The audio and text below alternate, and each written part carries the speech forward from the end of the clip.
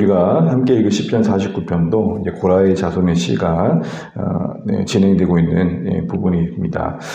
시편 49편 전체적인 주제를 이야기하자면 재물을 의지하는 자 부러워하지 말라는 겁니다. 재물은 사람을 구원하지 못하고 결국 하나님이 우리에게 궁극적인 구원이 되신다는 것 다시 한번 말씀하고 있습니다.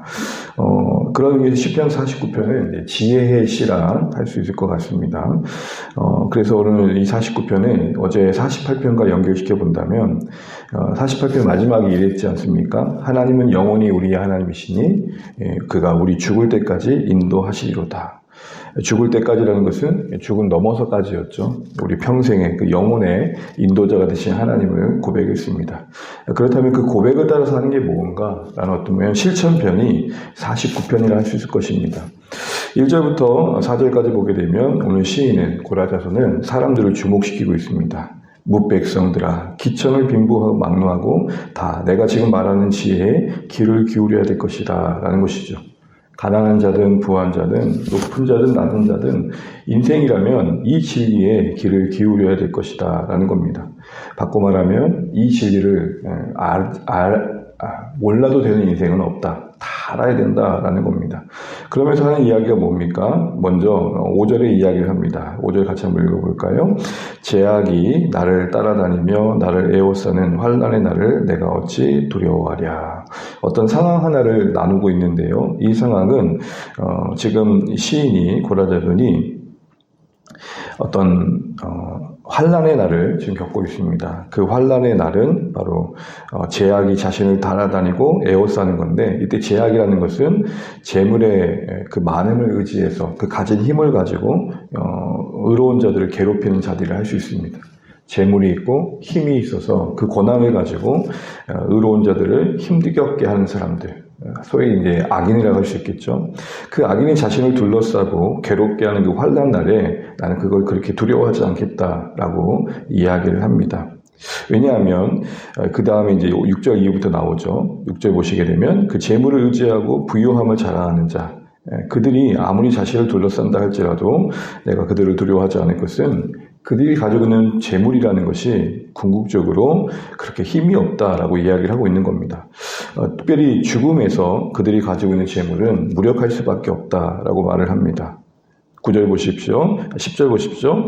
지혜에 있는 자도 죽고 어리석은 자도 죽고 무지한 자도 다 죽게 됐는데 결국은 그 재물은 남겨두고 가더라는 것이죠.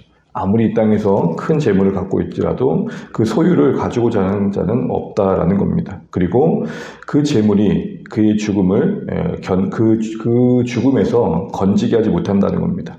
7절, 8절을 보면 그런 내용이 나오죠. 생명값을 지불할 수 있는 돈은 없다는 겁니다. 얼마면 되겠니? 이게 안 통한다는 겁니다. 생명이 잠시 연장될 수는 있겠죠. 온갖 치료의 방법을 동원하면 잠시 생명은 지연시킬 수 있을지 모르겠습니다. 그러나 결국엔 죽음을 막을 재물은 없다라고 이야기를 합니다. 그럼에도 불구하고 11절 보시게 되면 재물을 의지하고 부유한 자, 워낙 그 가지고 있는 거에 취하다 보니까 어디까지 생각이 펼쳐지냐면 11절 보십시오. 그들 속 생각에 뭐라고 말합니까? 자신들은 영원할 것이다. 그러면서 한 예로 토지에다가 자기 이름을 부여하더라는 겁니다. 자기 이름을 부여한다는 건 영원히 그것을 가지고 살 것처럼 생각했다는 겁니다. 그래서 결국에는 영원히 소유할 것 같던 땅도, 그래서 그 자기의 이름을 새겼던 그 땅도 남겨두고 갈 수밖에 없는 것이죠. 그러면서 작은 소결론에 이런 말을 합니다. 사람은 존귀하나 잔구하지 못하며 멸망하는 짐승 같도다.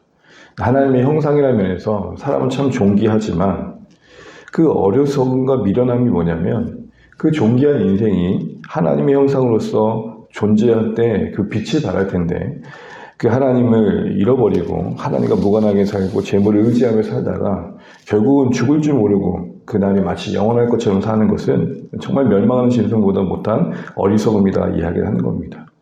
내가 언젠가는 이 세상에 소유하고 있는 것들을 두고 갈 때가 있다는 것을 아는 것과 그렇지 못한 차이가 참 크다 이 얘기를 하고 있는 것이죠. 이것은 오늘 시편 내에 또 다른 결론, 계속 반복되는 결론임을 보게 됩니다. 20절을 보십시오. 같은 말이 반복됩니다. 존귀하나 깨닫지 못하는 사람은 멸망하는 짐승 같도다. 그러니까 이 맥락이 지금 시편 49편의 저변에 흐르고 있는 거죠. 정말 이 사실을 모른다면 짐승보다 못하다. 참 미련한 인생이다. 어리석다. 이 얘기를 하는 겁니다. 여러분, 이렇게 재물을 의지하는 자의 이 마지막, 자신의 생명도 구할 수 없음을 다시 한번 이야기하면서 오늘 시인은 우리에게 뭘 말할까요? 우리의 영혼 넘어, 죽음 넘어까지도 인도하시는 하나님을 목자 삼는 게 지혜롭다는 겁니다. 그래서 13절 보시게 되면 이런 말을 합니다. 이것이 바로 어리석은 자들의 길이며 그들의 말을 기뻐하는 자들의 종말이로다. 부자들, 힘 있는 자들의 말을 따르는 자들이 있다는 겁니다. 추종하는 자들이 있다는 거죠. 그러나 결국 그들까지 포함해서 맞아야 할 종말, 마지막은 무엇이냐? 14절 보십시오. 사망이 그들의 목자가 되는 것을 확인할 뿐이라는 겁니다. 우리는 이걸 의식하며 살지 못하죠. 사망이 우리들의 목자라는 겁니다. 사망이 그들의 목자가 되어서 결국 종국에 이를 자리는 수월이 될 것이다. 죽음, 그리고 그 고통이 있는 곳, 죽음 너머에 심판이 있는 곳, 그 지옥에 그 하나님의 빛이 져지지 않는 그 고통스러운 곳에 거하게 될 것이다. 그게 그들의 영원한 머금이 되고 거처가 될 것이다. 이렇게 얘기를 하는 겁니다. 그러면서 이 시인이 왜 두려워하지 않고 있는지 이유를 이야기합니다. 우리 15절, 16절 읽고 말씀을 한번 마무리해 보겠습니다. 15절, 16절입니다. 시작. 그러나 하나님은 나를 영접하시리니 이러므로 내 영혼을 수월의 권세에서 건져내시리로다. 사람이 치부하여 그의 집에 영광이 더할 때에 너는 두려워하지 말지어다.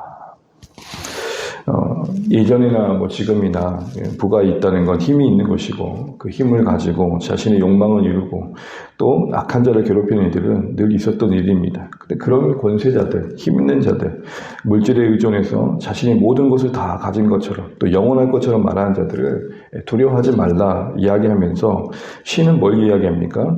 결국은 하나님의 목자 되신 우리 하나님이 우리를 궁극적으로 환대해 주신다는 겁니다. 이게 우리의 승리라는 것이고 최종 결론이라는 것이죠. 그러면서 어떤 이야기를 하냐면 14절 보시게 되면 정직한 자들이 아침에 그들을 다스린다라고 말을 합니다. 정직한 자들이라는 것은 의인들을 말하죠. 하나님의 백성들을 말합니다. 아침이라는 것은 시간적인 개념 이전에 하나님의 공의가 밝아질 때를 말합니다. 이 세상의 어두움이 거치고 하나님의 공의의 불꽃이 이 온 세상을 밝히는 그날에 우리는 다스리는 자리에 서게 될 것이다. 하나님이 우리를 영접하심으로 우리는 그곳에 서게 될 것이다. 우리는 수월이라는 죽음의 고통과는 아무 관계없는 자로 하나님의 환대 속에 우리의 영광의 마지막을 보게 될 것이다. 죽음이 끝이 아니다. 하나님이 우리를 붙들고 계셔 인도하시는 궁극적인 그 자리에 승리, 부활의 생명, 영생을 주목해라 이렇게 말을 하는 것입니다. 그렇게 할수록 우리는 이 땅에서 치부하며 영광을 누리는 자들이 그렇게 부러워 보이지 않을 것이라는 겁니다. 사랑하는 주안의 가족 여러분, 오늘 찬양해 보십시오. 이 세상에 즐기는 재물로는 내 근심과 고초를 못 면하리, 또 숨질 때에 위로를 못 얻으며. 평생 먹고 살기에도 충분한 재물이 있음에도 불구하고 그거마저도 부족하다고 또 조금의 손실에도 마치 많은 것을 잃은 것처럼 생각하는 사람들의 이야기를 들을 때마다 종종 이게 뭔가라는 생각이 들 때가 있습니다. 여러분, 결국 우리가 죽음 가까이 갈수록 우리가 의지했던 것들이 우리를 지켜주지 못하는 사실들을 확인하게 될 것입니다. 내 곁에 있을 것 같았던 것들이 어느새 빈자리가 되어지고 있고 내 손에 들려진 것들이 나를 붙들어줄 것 같았지만 어느새 우리의 빈손이 되어져 갑니다. 결국 우리 손에 무엇이 들려 있느냐가 아니라 우리가 누구의 손에 붙들려 있느냐에 우리 인생이 달려있다는 것. 이거를 볼수록 이 세상의 허망한 가치들에 휘둘리지 않을 것입니다. 그러나 우리가 이 세상의 번영을 부러워하면 우리는 그 끝날에 부끄러워할 것입니다. 이 세상의 영광을 수치스럽게 여기면 우리가 그 끝날에 오히려 부러움을 받을 것입니다. 우리 이것을 다시 한번 기억하면서 이 당연한 진리 앞에 다시 한번 우리가 서기를 소망합니다. 아무도 죽음에서 예외가 될 수 없습니다. 아무도 죽음에서 예외가 될 수 없습니다. 그리고 그 죽음의 그 위기 앞에, 그 두려움 앞에 이 세상의 그 어떤 것도 우리를 건져줄 수 없습니다. 잠시 지연될지 모르지만 영원히 우리를 건질 수는 없습니다. 다시 되살아나기도 할 수 없습니다. 오직 안전은, 오직 구원은 하나님께 있다는 거 우리 잊지 않으시면 좋겠습니다. 어느 나이 드신 분이 아이들한테, 자녀들한테 남기는 영상을 봤습니다. 얘들아, 인생 살고 보니 별거 없더라. 너무 그렇게 바둥바둥하지 마라. 알았지?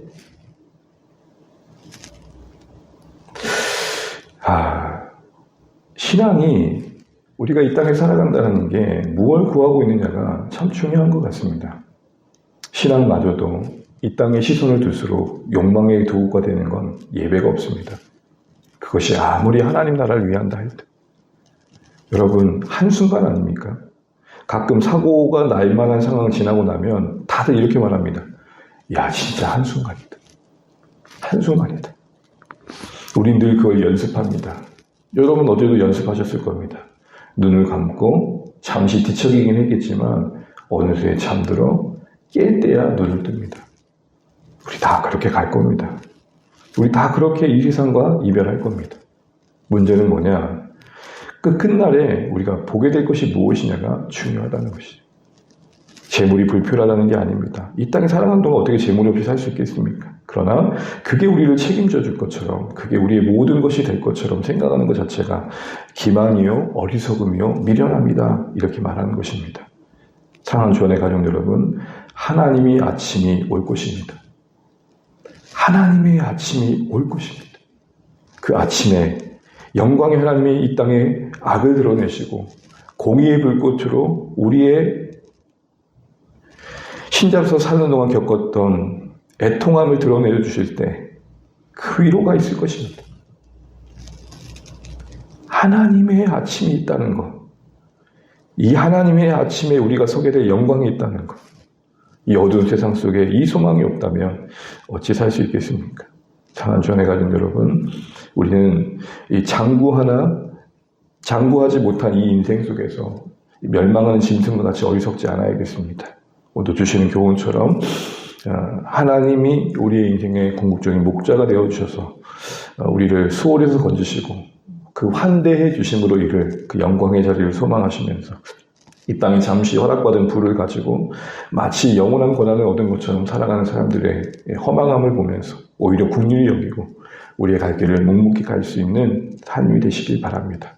우리의 지극한 평범함 속에 하나님의 손길이 닿아 있는 것 하나만으로도 감사하며 살면 좋겠습니다.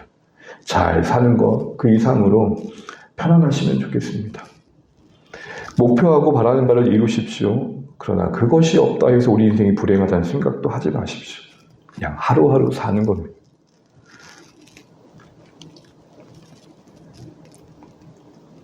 솔로몬의 영화로운 옷보다 들녘 입힌 백합화가 더 아름답다 하신 하나님의 말씀이 어떤 의미가 있는지 다시 한번 되새기면서 오늘도 우리가 살아가야 할 삶의 자리를 목자 되신 하나님과 동행하며 살아내시는 그 소망을 새롭게 하시는 오늘 아침에 시작되시기를 간절히 바랍니다. 기도하겠습니다.